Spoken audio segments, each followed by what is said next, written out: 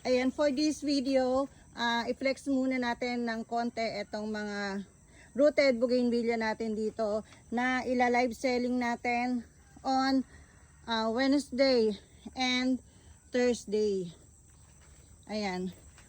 Medyo nahinto tayo sa pagla-live selling dahil kukunti yung may bulaklak natin. Kaya nagpabulaklak muna ulit kami. Hinintay munang mamulaklak yung iba. Ayan, kaya lang mag-Christmas na. So, yung mga mamamind po ninyo sa ating live selling sa Wednesday and Thursday ay i-settle nyo po kaagad para maipaship natin kaagad. Kasi next week po ay mga holidays na. Mapepending na po sa LBC kapag next week tayo nagpa-ship. Kaya kailangan maipaship natin agad-agad after ng live selling. Ayan. After nyo pong makamine, kumpletuhin nyo na po yung mamamay nyo and then settle na po yung account niyo and pa-ship na po. Kung LBC po kayo ha, kung via LBC po. Para next week po, wala na po tayong shipment nang hindi po tayo maka-encounter ng na-hold sa biyahe, ganon, na pending. And then, after po ng week na to, sa ano na po ulit ang shipment natin sa January, first week po ng January na ang susunod nating shipment. Ayan. Madami na po may bulaklak ngayon, kaya marami na kayong mapagpipilian.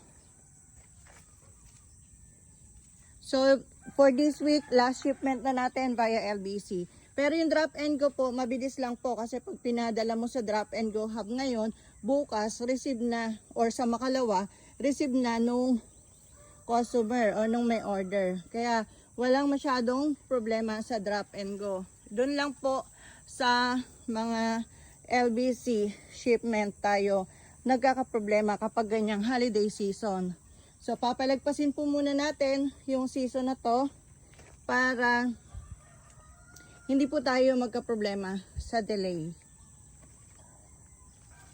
Ayan, magla-live selling po yung mga kasama natin sa garden on Wednesday and Thursday para dun sa mga medyo matataas na to na mabulaklak na.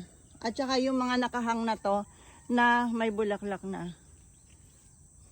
Ayan. Ito kahit walang bulaklak si Bella, maganda yung dahon niya.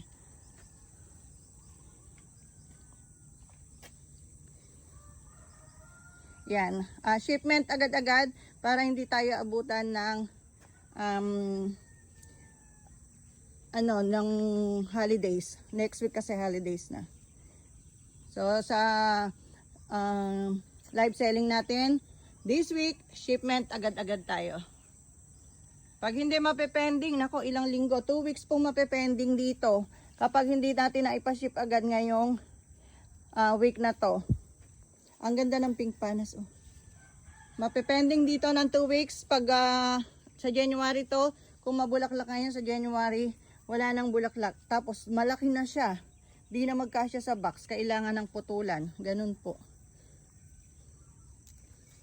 So shipment agad-agad para sa mga magmamine po sa ating live selling. So, yun lang. Thank you.